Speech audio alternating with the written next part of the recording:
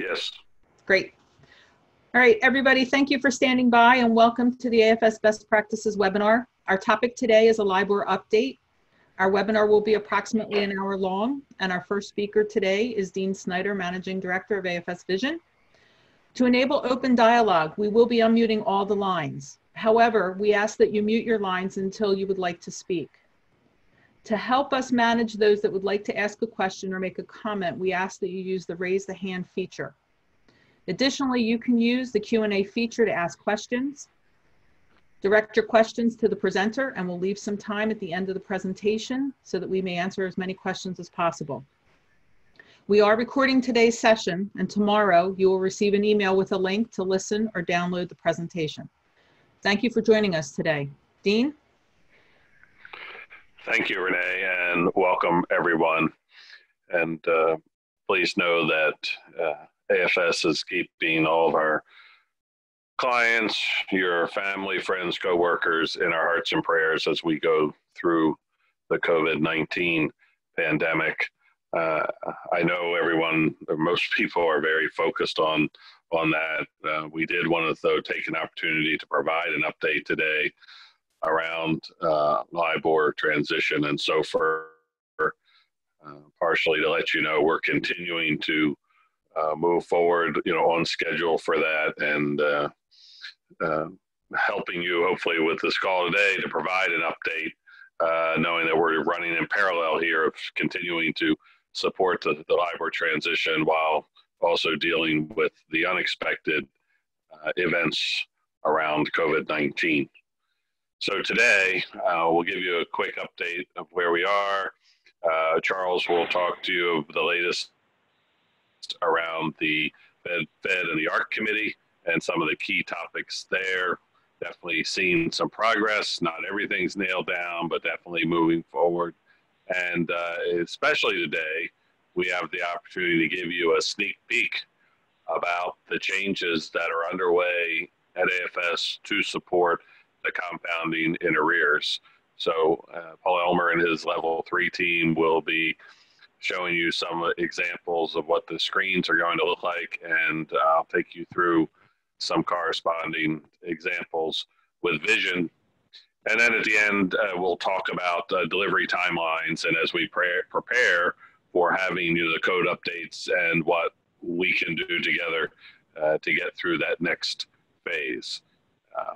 As always, we will entertain questions, and as I said today, we've opened it up to take questions during the presentation, so you do not have to wait until the end.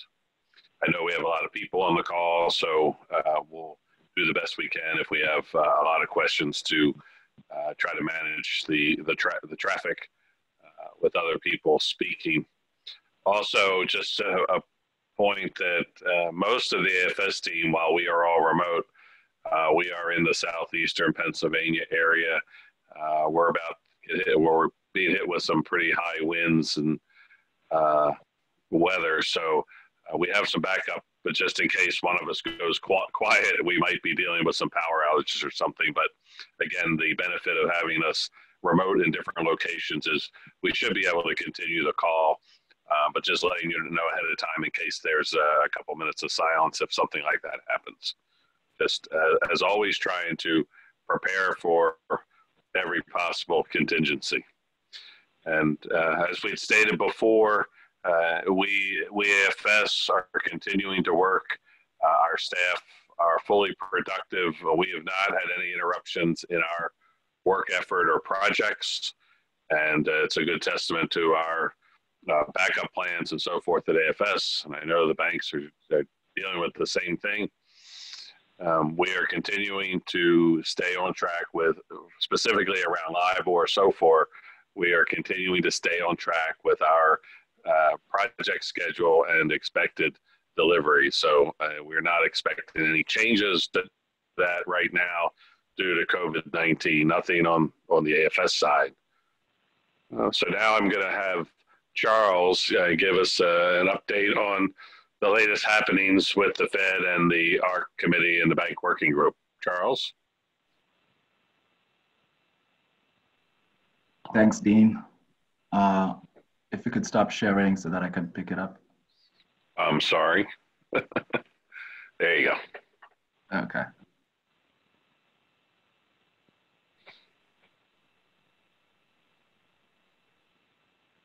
You can see my screen? Yes. Okay, thank you. Thank you, Dean. Good afternoon, everyone. My name is Charles Wambua, and I'm with the Capital Markets team here at AFS. As you know, we at AFS have been working closely with the Ark and the Federal Reserve Bank to figure out the best transition methods from LIBOR to SOFR. So the latest updates we have is that the Federal Reserve Bank is now publishing the 30-day, 90-day, and 180-day SOFR averages, as well as the SOFR index. The good thing about that is we already know, it's been established that the term SOFR will take long to be available because it will need a robust futures market based on SOFR for that rate to be determined. I know, with the hardwired approach for the fallback, the waterfall states, the first step is for you to go to a term SOFR, and if that's not available, you go to the compounded SOFR averages plus the credit spread agreement. And the next step after that is if you don't want to use the compounded rates, then you have the option to go with a simple SOFR rate plus a spread adjustment. So now that those rates are being provided, the averages, the ask, for the market participants is don't wait.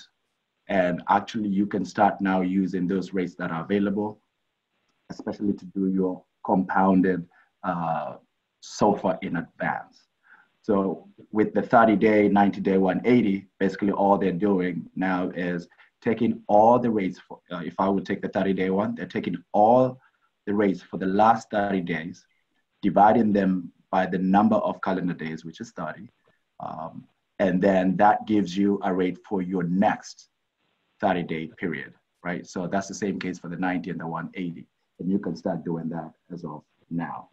They're also publishing the SOFR index, which is comparable to the SOFR averages, SOFR compounded averages as well. And the good thing about the index, it provides you the ability to take a custom time period. So you don't have to stick to the 30-day. If I just wanted to know the rates for the last 10 days, all I would do is take today's rate divided by the rate, the SOFR index that was 10 days ago, then multiply that by a 360-year basis divided by the number of calendar days. So I can use that comparable to the compounded averages. So it's just up to preference. The only minor difference will be the fact that the SOFR index is rounded and the averages are not. So you will just get minor differences. That's the update on that. The next open issue we still have to solve for with the Ark is this whole concept of observation shift. You know that our loans are hedged to swaps. So if swaps are using a certain observation shift, then we're being asked also on the loans to mirror the same to get a perfect hedging. The problem becomes in the loan market, we want to use a look-back period. So if I'm using a look-back period of 5 days, then that will not be, and the swap market is not, then that already causes the basis issue. And then and the basis issue is related to the weight. So when we talk about the observation shift, if today is a Thursday and I want a rate to calculate my interest, and I look back a couple of days, let's say last Friday's rate had a weight of 3 because it's being used for Friday, Saturday, and Sunday.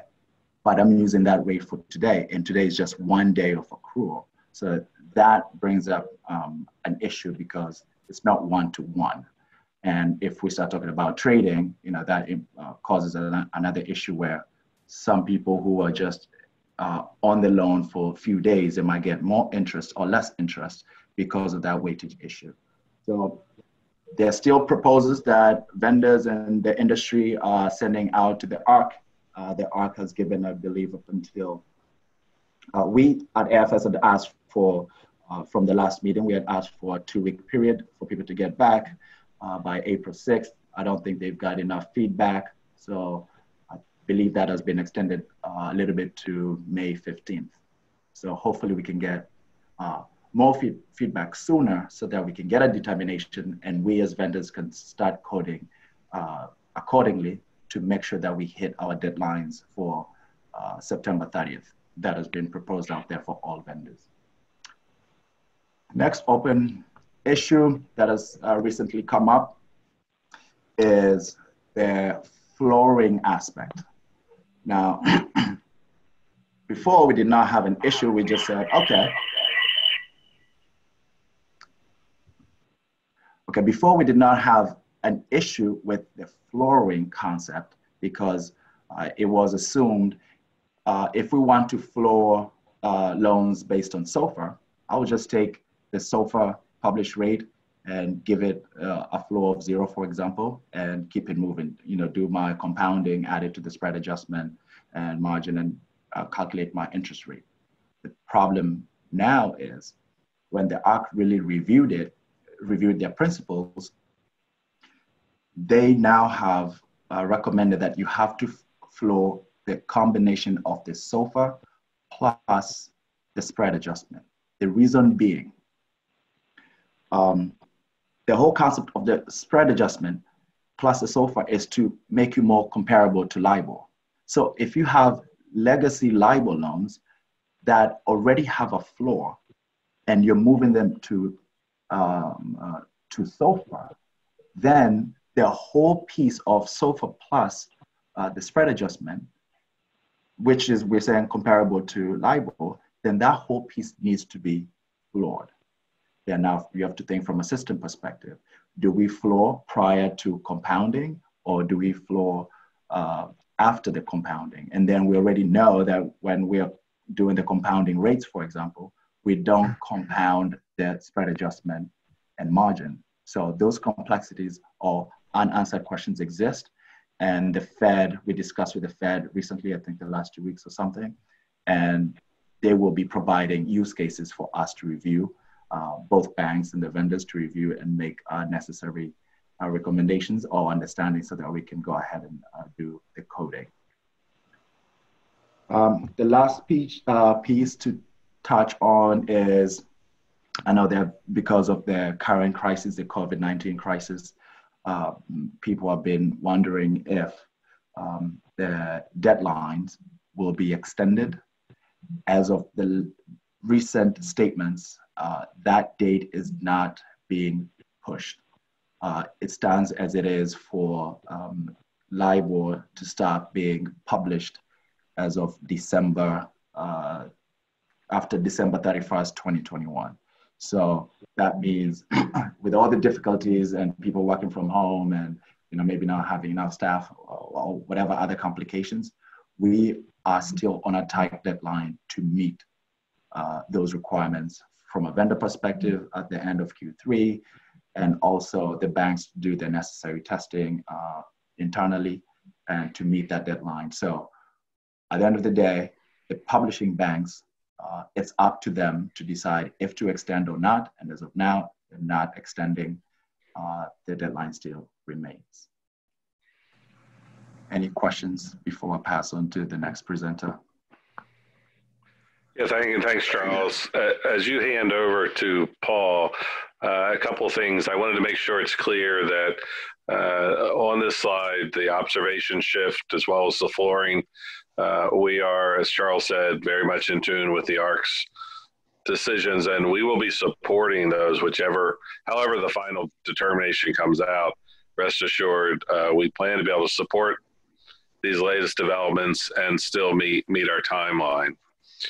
Also, a new item that we didn't even have time to put on the slide, but I had a question about it, is the Fed's announcement about the Main Street lending program And the fact is they're starting to reveal some of the terms around that, that the Main Street lending facility will be SOFR based. Now I can see where there's a push to move to SOFR, which makes sense, and certainly not to be able to issue more new instruments in LIBOR if we don't have to. One of the questions, of course, is what SOFR convention are we talking about? And we're continuing to look to see if we can get better definition around that. And certainly we'll provide you with updates as they come out. And if anybody else, you know, amongst our client base has any more specifics, please feel free to share them with us. And then we can in turn get that out to everybody else. So we're very closely monitoring these latest developments for Main Street lending. Any questions on that? And Charles, you can go ahead and hand the slide over to Paul. Any questions? Again, you should be unmuted, or you can post through the Q&A on the Zoom link. So I'll turn it over to Paul. And again, if you have more questions as you think of them, after Paul's section on level 3 screens, we can entertain more questions.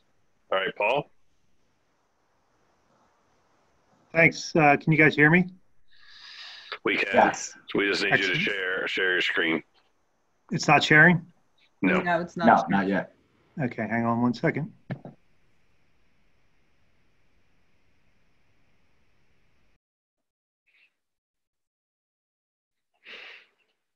You getting it now? No, yeah, well, I can go ahead and let me try it. You want me to try to do it? Hang on one second. Let me. Okay.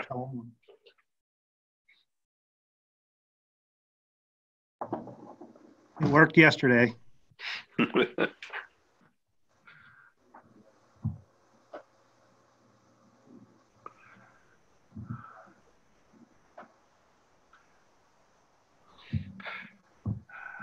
Still no? No, let me go ahead and try it here, Paul. All right. All right, I think I've got it. I got to back up to the. I think we're on slide 6. Yep. Give me a sec. All right, good to go? Just a second. Yep, go ahead. Thank you. Thanks, Charles. Dean. And just to start off, I do want to echo Dean's sentiment that I do hope everybody in attendance, that you and your families are all holding up during this very difficult time. And certainly our thoughts and prayers are there as well for everybody. And we'll all soldier through and get through this.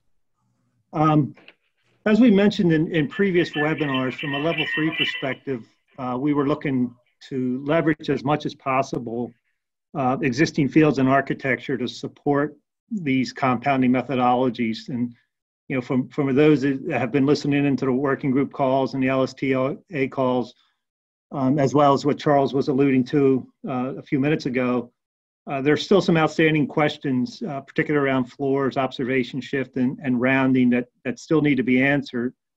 And you know, while we're still awaiting additional clarity in these areas in particular, we have proceeded with our continued analysis and development on compounding functionality based on what we know as of today. So as we go through this, some of this may be a bit of a repeat from the previous webinar, with some of the things though that we said before will be done have now become have been done from a coding and testing perspectives. But the next few slides will give you an idea of what we've changed in level 3 and in support of the compounding functionality. And again, just to reiterate that the other 3 conventions, the simple SOFR and the compounding in advance and forward-looking terms are all things that you can support today. So if that Main Street lending program comes out that you know, you're going to be looking to tie those loans to a daily simple SOFR, that functionality should exist. So Dean, if you can go ahead to next slide. So to start off with, I just want to go over what we're changing here. And this screenshot of our prime schedule inquiry after you enter or create will give you an idea of what we're changing here. So with compounding the rate convention, we've added 2 new values to the adjustable type code to indicate that compounding the rate is to be done. A value of 6, or I'm sorry, 5 on the prime schedule indicates compound the rate with observation shift, and a value of 6 will indicate compound the rate without observation shift. So, so we're going to provide a couple of options there around observation shift, and depending upon whether or not you know the industry goes using observation shift or not, or even individually if you want to, that flexibility will be there. Again, loans using the compounding rate must be established with a day code that reflects a daily change. That's a 1 in the second digit. Even if the published SOFR rate itself doesn't change on a given day, the compounding calculation is going to result in a change to the rate. And therefore, that day code should be reflective of a daily change. And we'll have edits that apply that the rate type code indicating compounding will have a day code indicating daily. Also on this screen, you'll see the variable number of rate months is used to denote any lookback days. So if you want to use that lookback methodology where you would pull a rate for today's accrual from, say, 5 days ago, you can specify that number in the months field. So whether it's 5 days or 7 days or 3 days, you can change that on a loan by loan basis. So if you use those look back days, and you would have published rate information at the time you're billing, it gives you that opportunity to project interest due and alert your borrower how much they're going to be due on the due date, as opposed to having the bill and the due date on the same day, essentially, so that you know what the borrower is going to have to pay. There's still some outstanding questions around the look-back days, and particularly whether it should be business or calendar days. The use of calendar day was something that was just recently introduced, and you know, all previous discussions have been using business day look-back, and that's kind of what we currently coded. There seems to be movement that could be the way it stays, but this is an open question, and should that convention change, we'll have to review what we've already coded. And again, as we've talked about before, the published spread adjustment for SOFR rate can be stored in one of the 2 margin percent fields if they're both available on a given prime schedule. The Fed will publish a spread adjustment at the time of LIBOR cessation. That's, as Charles again was indicating, that should align it to the SOFR rate. It'll be issued for those loans still tied to a LIBOR rate during that cessation period. And again, another note about the spread adjustment, we're hearing that it is static for a given tenor. So there'll be one spread adjustment for 30-day, one for 60, one for 90, et cetera. And so once it's published, it should remain as is going forwards. And so once you establish in one of those margin percent fields, it shouldn't need to change it.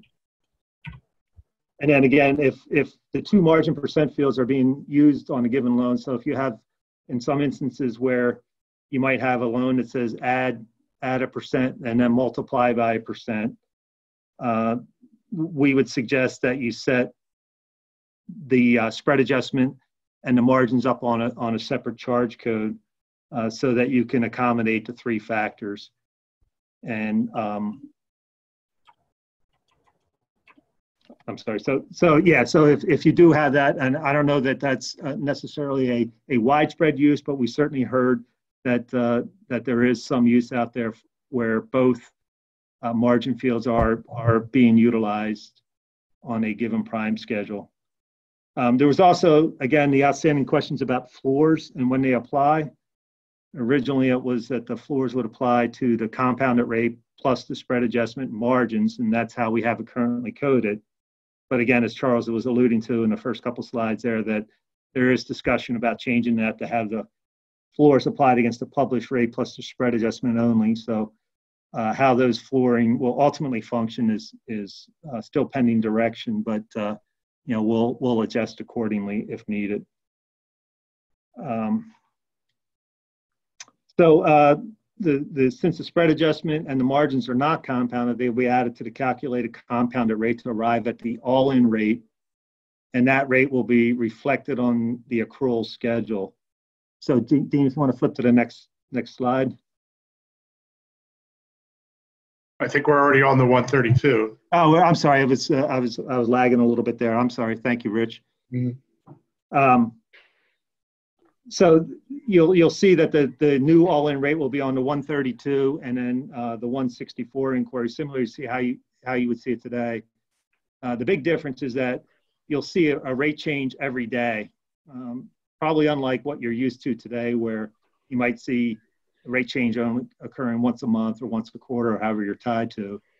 But the other thing is that the rate that you see there might not be as obvious as something you would see today. Because that rate is going through a compounding calculation to arrive at its value, you wouldn't necessarily be able to look at the published rate and add your margins and see that reflected here on these screens. It's really the published rate run through that whole compounding formula and then added in the margins. So once we do calculate that rate, though, we will use the existing daily accrual calculations, and that utilizes like a simple insertion methodology. You know, once we compound the rate, get that rate value, our normal routines will take over, and you know, it's the rate times the balance times the basis, et cetera, determine what the daily accrual is. And if you want to advance there, again, you can see that, you know, the history will show just like it does today. And, you know, with the difference being that it is something that's changing every day. Go ahead, you can scroll forward there.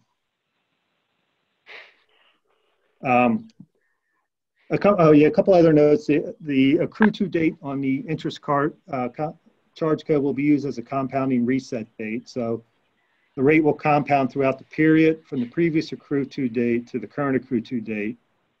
And once that current accrue to date is hit, the rate will reset, meaning the rate to accrue on that day will be the published SOFR rate only.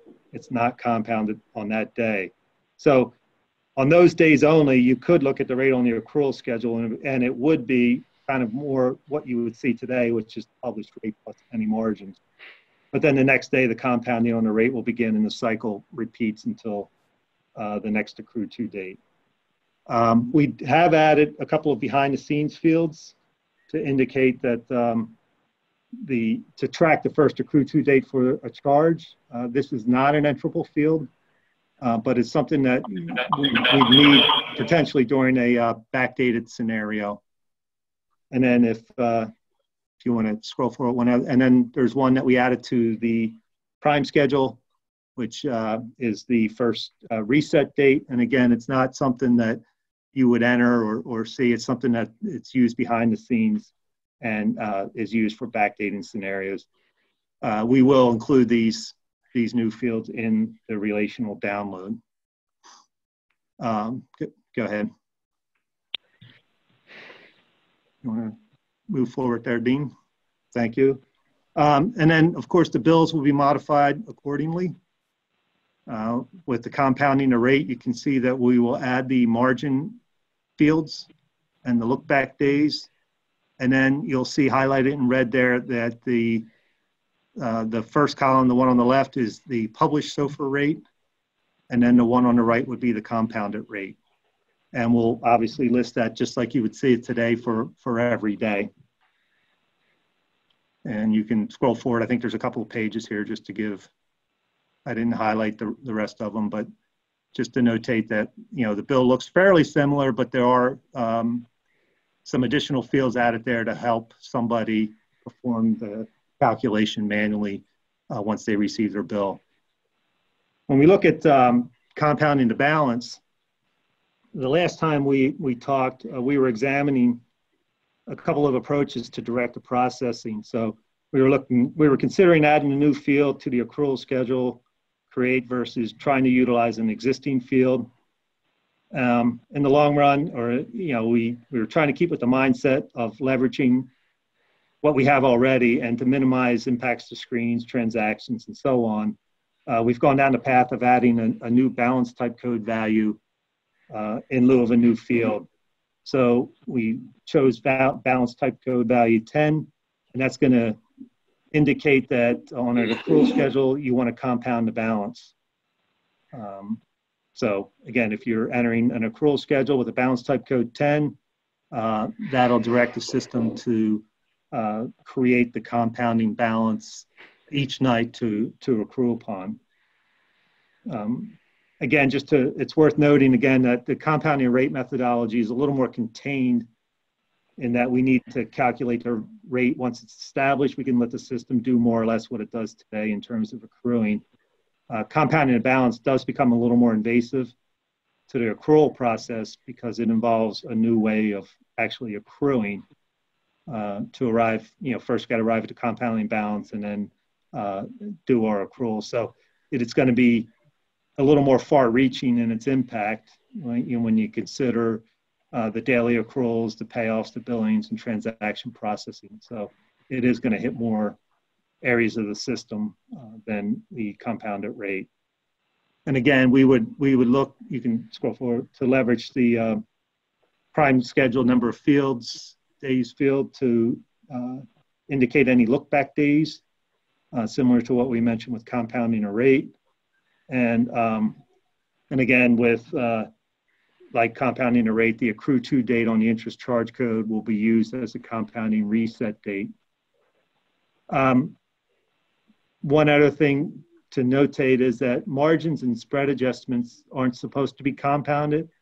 So from that perspective, we suggest that those be set up on a separate charge code on the using a prime schedule. So you might set up under header 101 to track the spread adjustment and any associated margins, and that prevents those things from being compounded or part of the compounding calculation.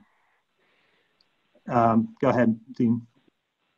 And then again, there's some changes to the bills.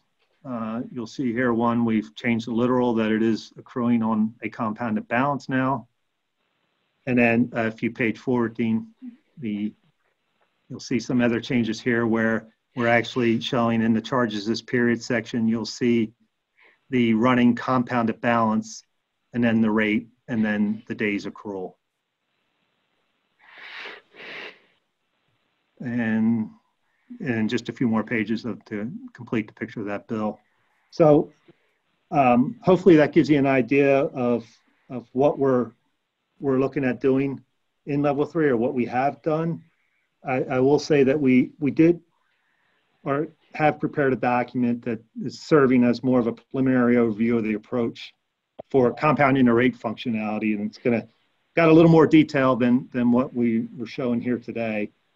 But it is something that we will be distributing, and it is obviously subject to change because there's still some outstanding questions, but it does provide that little more detail that hopefully will give you guys a jump start on looking at how you might want to employ or test this functionality.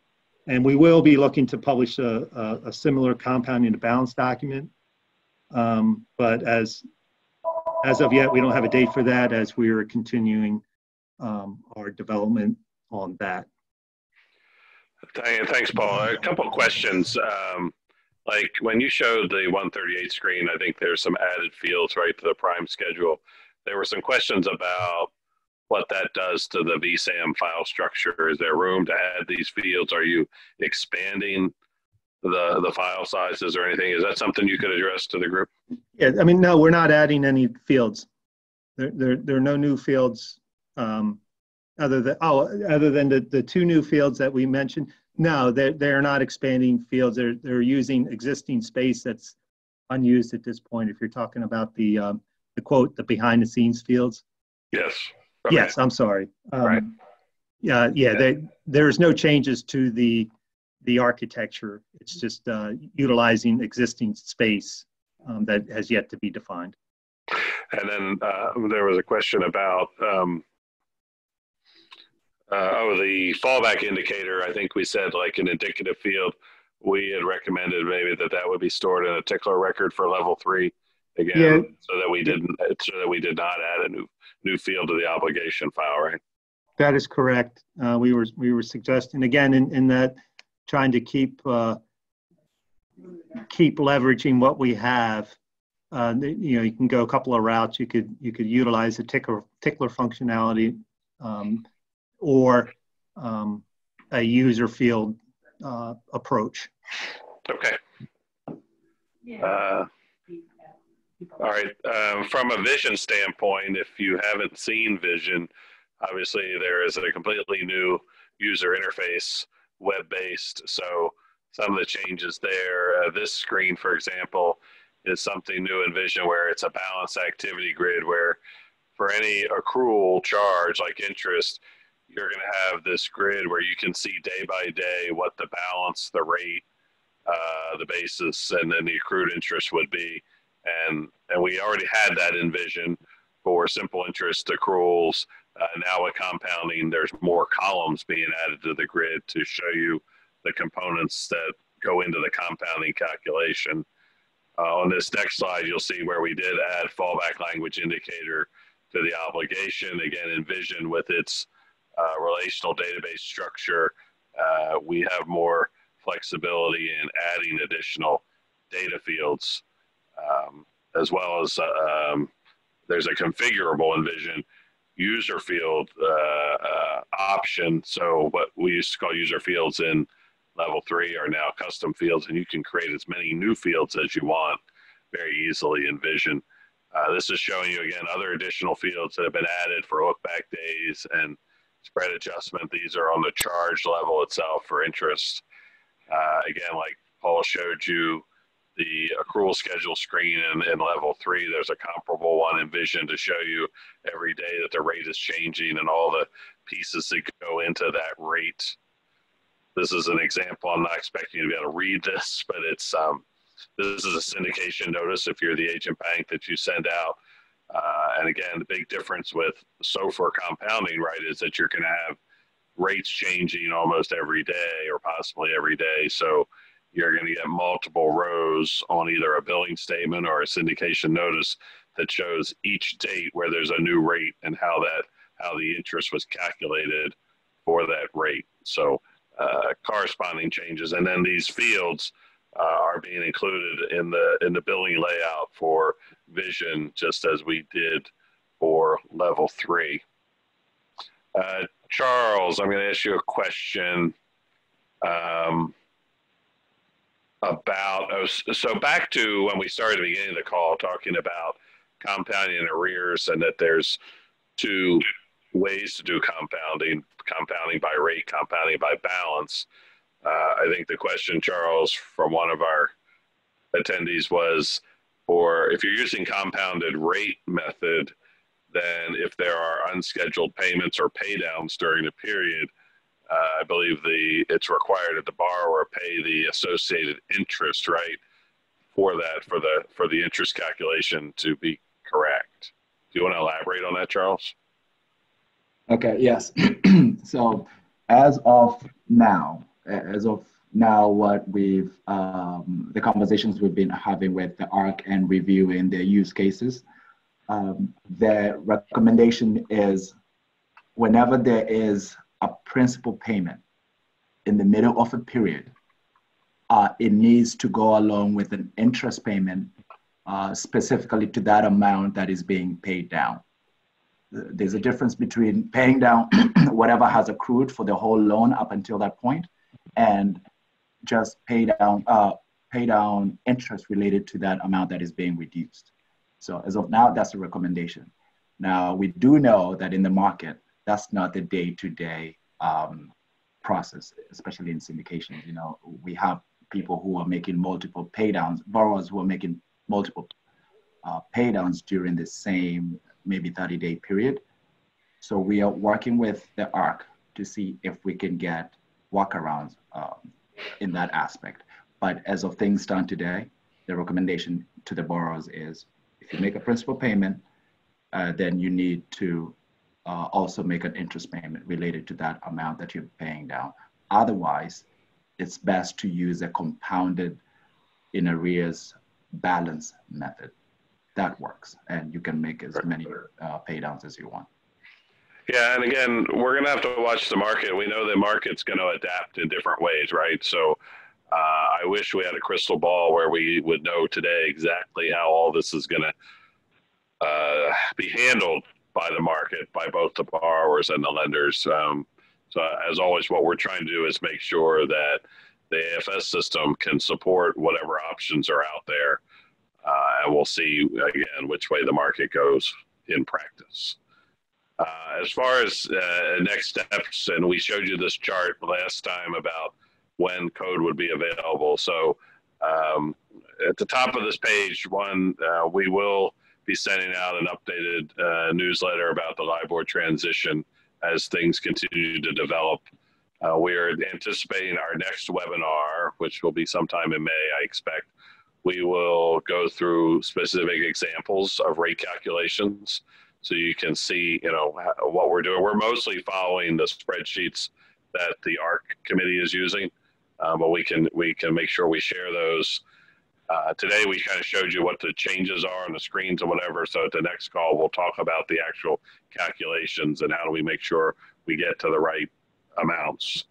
As we prepare for delivering the code, starting this summer, we're going to be reaching out to each of our current AFS system clients, both level 3 and Vision, because I think each client's going to be a little bit different in their process of how and when you take delivery of the code. So just to give you a heads up, some of the things we will be asking are, will you want AFS assistance with updating the code? We have options where we can, if you've licensed the AFS software, then we can deliver the code updates to you and you would apply them. And I think most of our level 3 banks are used to doing this with whether it's new releases or UPRs. But there's also the option that you could send us the affected modules. We would tell you what they are, and AFS could apply the code updates to those modules and then send them back to you. So just to be aware, there's an option out there if you wanted to engage with AFS for that type of assistance. Also, we're going to want to know what your delivery. Don't forget to go on mute if you're not talking. Somebody's not on mute, so. Okay. Huh? This is where Abhi got in. Can you help us, Renee? I'm trying, Dean. It's going to take a few minutes, though. I have to individually do this, so. Okay. Just give me a minute. Oh. Just bear with us. This is always a risk of going. Music is not a damn. He's a good pianist. Oh, उसमें जाएगा. Yeah, and he wants to do mathematical economics, but he's now doing Northwestern. He's going to Northwestern. There you go. I think I got it. Thank you. Okay, so the other question will be, as we said, the way, we started development of the compounding by rate method because that was the one we had definition on first. And that's why there's a 2-stage delivery. We can deliver compounded by rate and then deliver compounded by balance. Now, you would have an option to take those as separate deliveries, or if you decide to wait and take both of them together when we're finished compounded by balance, obviously you could do that as well. This is going to, I think, depend on each client. So we'll want to understand what your plans are, again, what your timeframes are. When are you trying to be live with this capability? How long does it take to go through your testing phase?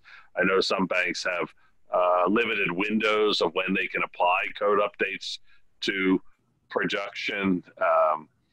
There's all these things need to be considered. So I'm kind of giving you a heads up that we'll be reaching out to each of you individually to go through these things so that we can prepare a plan for each client as to when specifically you can be getting the code updates.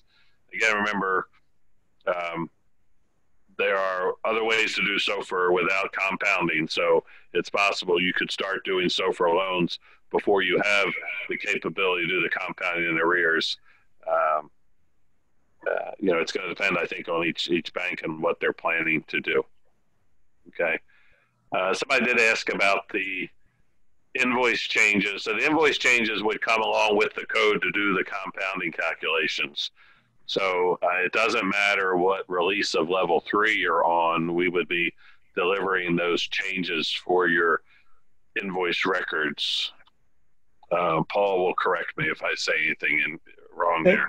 Yeah, Dean, I think it is, excuse me, it is important to note, though, that there would be invoice changes for both the balance and the rate. Okay, now I understand the question better. Thank you. Mm-hmm. So if you take 2 deliveries, you would probably have invoice changes in each of those deliveries, right? That's what you're saying, Paul? Yes. So, all right, let me see. I think they were the last questions. So that's what we were planning to provide for you today. Hopefully this is helpful. Again, we're moving along with this and continue. We have some clients that have reached out to us individually with questions or wanted to have discussions on certain things. We are open to doing that, so please reach out. Just rest assured, we're here to support. We're going to get through this. We're going to deliver you a good solution. As you know, with AFS, we'll get it to you on time, on budget, and it's going to work well. So again, we hope everybody continues to do well in these extraordinary times, and we look forward to speaking with you again in May, and hopefully things are much different in our world in a few weeks. So thank you very much. Have a good rest of your day.